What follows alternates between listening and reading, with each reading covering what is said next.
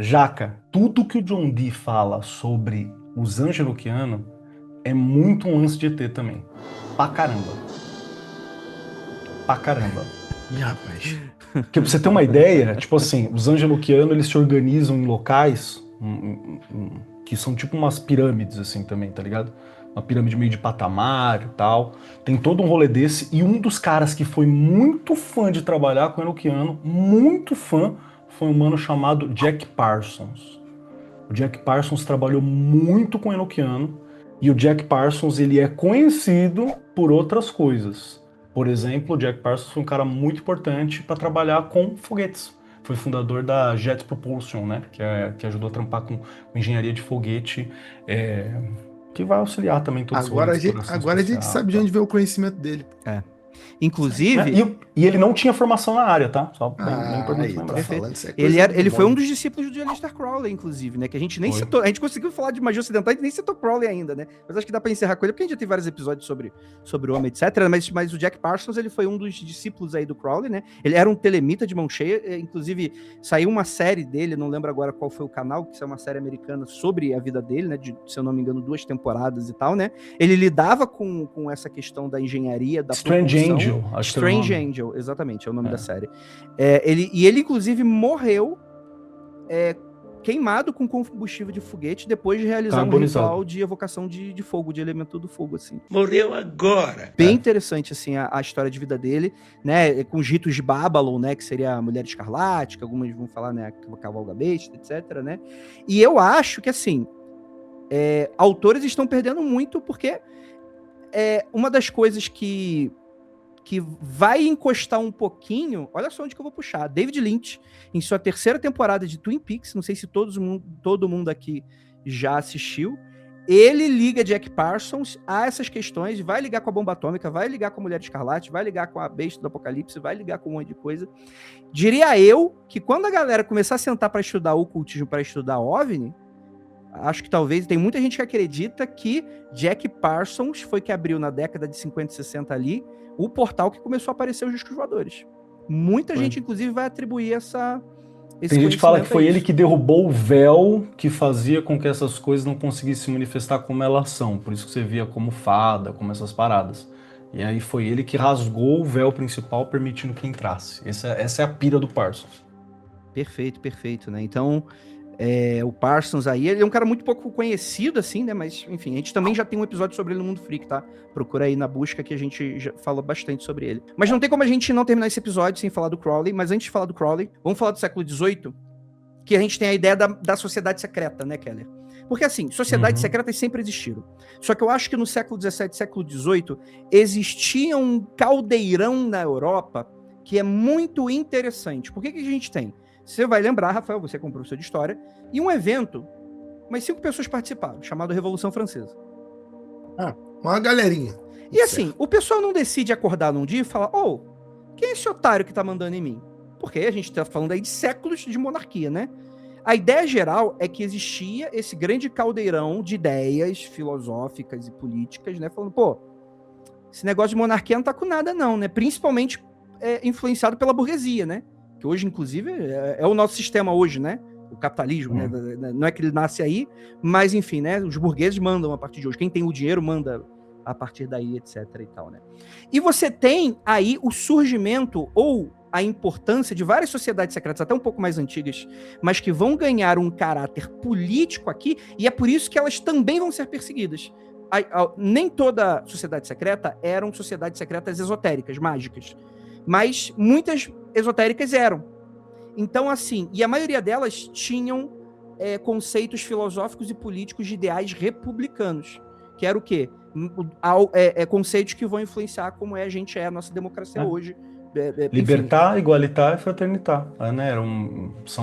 Liberdade, igualdade e fraternidade era direito e fala de muitas das sociedades. Perfeito. Inclusive dessa maçonaria ou maçonarias parecidas na França. Inclusive, os Illuminatis, os Illuminados da Baviera, a gente está falando aí de uma galera do século XVII, né? Que em teoria foi uma sociedade que foi perseguida, durou pouquíssimos anos, tipo uns 10 anos só, mas que a influência deles num sentido cultural, né? A gente tem até hoje a galera achando que os Illuminati chegam a gente. Uma outra galera que também influenciou pra caralho foi a Rosa Cruz. que é um pouquinho antes até, século XVI, que foi fundada supostamente por um tal de Christian Rosenkreuz. Lembra que eu falei daquela questão do mestre secreto? Que a galera às vezes inventa um passado meio milagroso? Meio que esse Christian Rosenkreuz, ele nunca existiu. Ele é uma espécie de amálgama conceitual dos valores e filosofias desse grupo, né? A Rosa Cruz é tipo uma maçonaria do bem. É uma maçonaria do mal? Nunca dissemos isso. Ninguém nunca falou isso. Você falou que a Rosa Cruz é a maçonaria do bem, Sim. né? E a maçonaria neutra, e a maçonaria quase do bem, e a maçonaria 70% do bem, as 99% do bem. Você tá muito preto no branco. A outra é do mal. Então você teve vários textos que foram... Do nada, você acordava ali no século XVI, recebia um panfleto. Falava assim, tem esse brother aqui que tá falando sobre esses valores. Então é fundada uma grande loja em Londres, em 1717, aqui eu já tô indo um pouquinho pra maçonaria, que vai ter muito a ver com... Porque o DNA da Rosa Cruz ele vai se assimilar muito com a origem também da maçonaria, né? Que vai ser um pouquinho mais, né?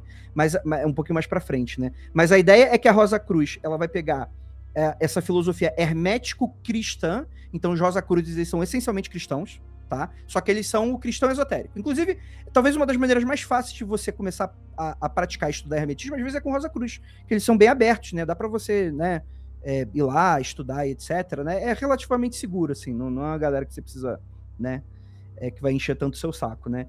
E mais pra frente... Cuidado, Andrei, cuidado com essa recomendação aí. Não, pô, mas todo mundo fala que eles são mais good guys, assim, né? E aí a gente vai ter a maçonaria, que vai ganhar proeminência um pouco depois, né, aí em 1700, né, principalmente com a fundação da Grande Loja de Londres, que a história da maçonaria é muito interessante, né? Em teoria, elas são as antigas guildas de pedreiros, que tinham os segredos de como construir os castelos, as paradas. Então era como se fosse uma espécie de sindicato, um sindicato de pedreiros que ele vai ganhando força porque eles se unem. Porque, o cara construiu o teu castelo. Para você não ter o segredo vazado, a galera guardava esses conhecimentos, né? E aí vai se misturar com todo esse caldeirão cultural, esotérico, e também vai ser bastante perseguido pela a mística principal que vai ter sobre eles também, Jaca, é que quando eles... Isso é o lore do maçom, né? Os maçons falam que quando você tem a perseguição aos templários, os templários, eles fogem e a ordem, ela some muito rápido. Ela desaparece muito rápido e diversas lideranças da ordem, algumas são presas, outras são mortos perseguidos, mas muita gente da ordem desaparece. E aí se conta que, como os templários estavam associados a essas construções, tal também, algumas ordens esotéricas meio que incorporam os templários. Então eles teriam se incorporado na maçonaria, se incorporado que é a versão da carvoaria, né? Tem um outro nome também, que é os caras que fazem essas paradas. Um negócio meio carbonara? Não é carbonara. Carbonara, né? Ordem carbonara. Faz uma massa. Fantástico. Você ia falar, como assim? Uma é maçonaria porque mexia com pedra. Outra carbonara porque fazia macarrão? Não, porque fazia umas paradas envolvendo com carvão. E lenha, né? Tinha uns rolês desse, lenha. Eram tipo lenhadores. E aí eles falam que essas ordens, elas abraçaram os templários e outras galeras perseguidas, e os conhecimentos foram incorporados na ordem. E aí o lore fala que essa galera se encontrou no grande incêndio de Londres. Quando Londres pega fogo inteira e ela tem que ser reconstruída, é chamado todas essas ordens de construtores. E aí a galera se junta e fala, peraí, isso aqui que você tá falando, esse conhecimento, esse aperto de mão, essa ideia... E aí é onde eles fundam as ordens, como ordens menos secretas e já com local, né? Com os alojamentos, que são os lodges, as lojas, né? Não é que vai vender livrinho, tá ligado? É porque loja que vem de lodge, de alojamento, não de loja de vender coisa, né? Inclusive Black Lodge, né? Do próprio Twin Peaks, que eu acabei citando aqui, é disso, né?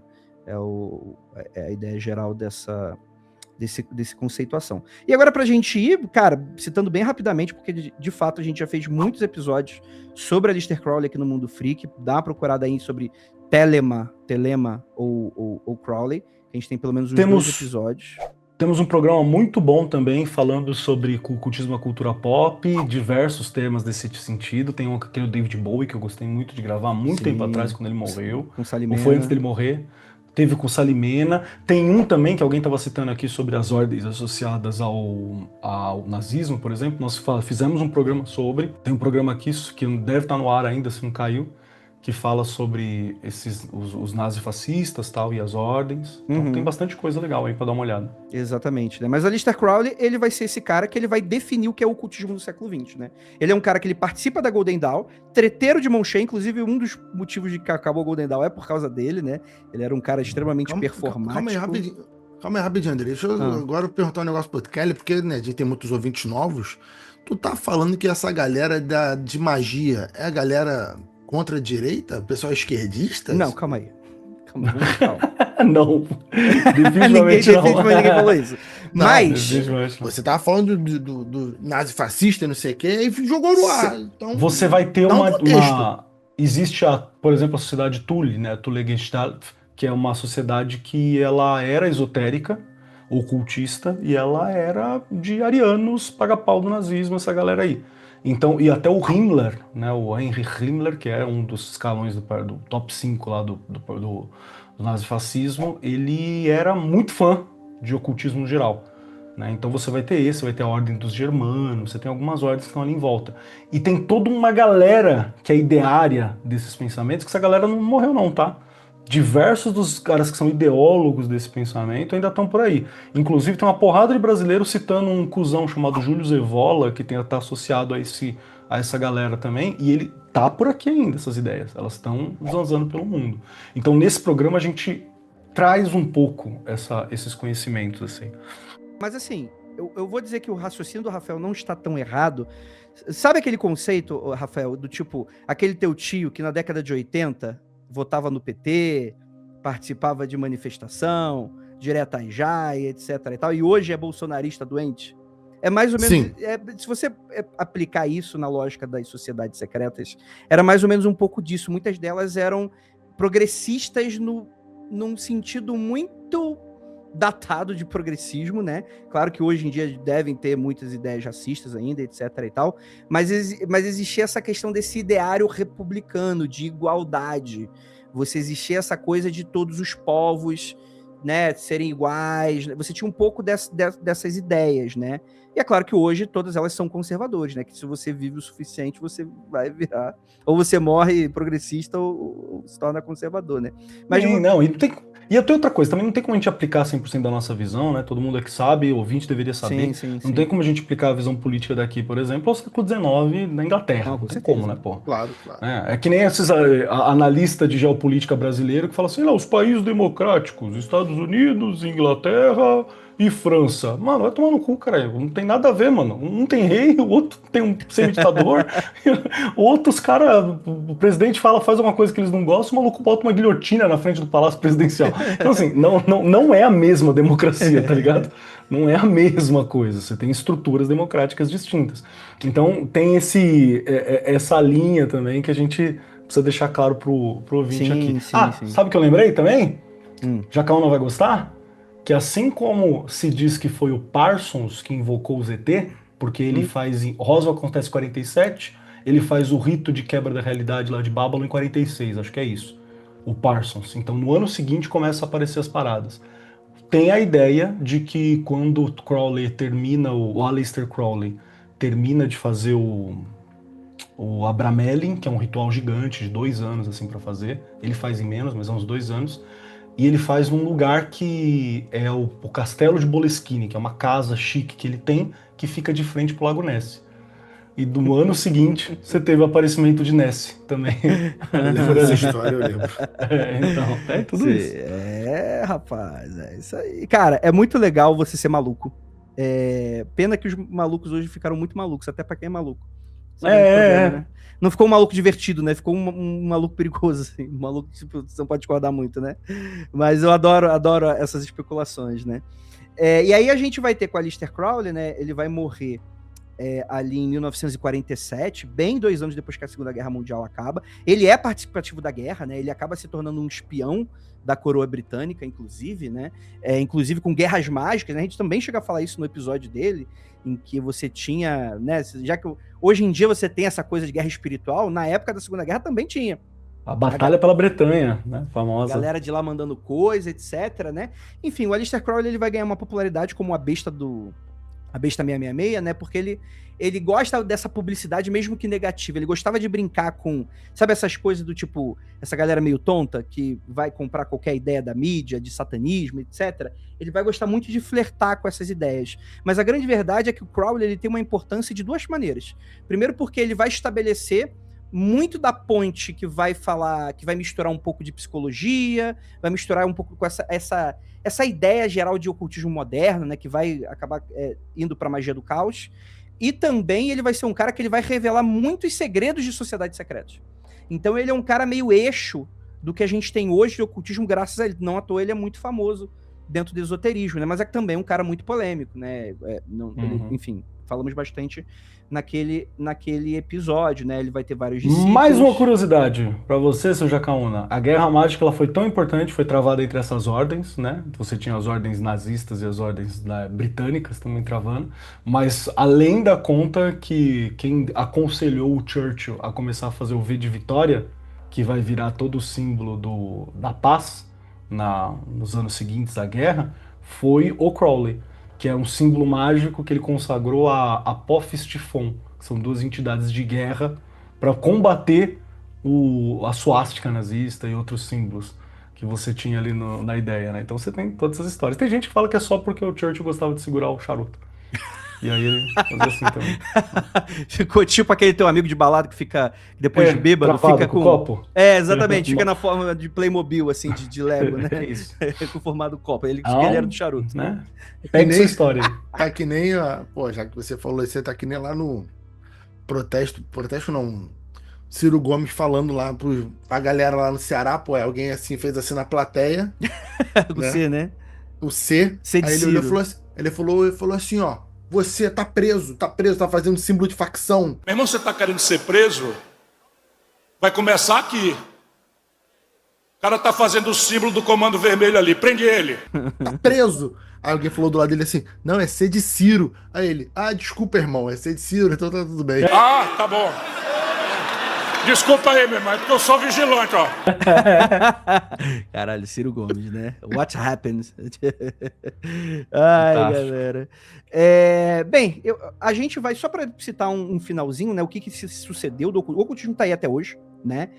Você vai ter, principalmente no século XX, também muito do resgate da bruxaria e de religiões de neopaganismo, né? Então, principalmente com os novos avanços, principalmente depois da egiptomania ali do século XVII, século XVIII, século XIX, você vai ter esses estudos antropológicos enfim, das grandes civilizações, eles vão se aproximar mais do que realmente eles praticavam, e tem uma galera que vai se inspirar nisso para criar novos cultos também, né?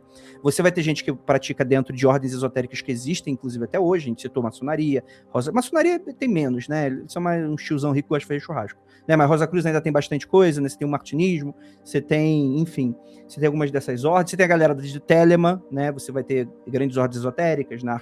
Astro Argento, você vai ter, enfim, a OTO, né? Não necessariamente no mesmo formato e formulação, né?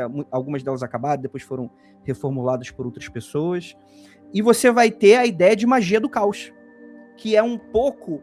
Rafael, pensa nesse suco de século XX. Pensa Bauman. A magia do caos é a magia que eu mais gosto. Porque eu não sei fazer, mas não interessa também. Não é exatamente isso. É bem por aí, tá? Mas dá a entender por que tá essa bagunça, a magia do caos. Mas dá a entender por quê, né?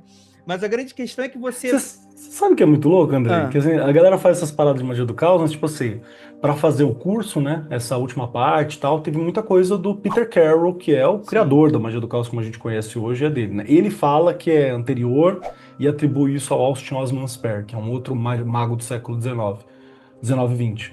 Mas que ele é o cara que formula isso. Mano, cabalista de mão cheia, tá ligado?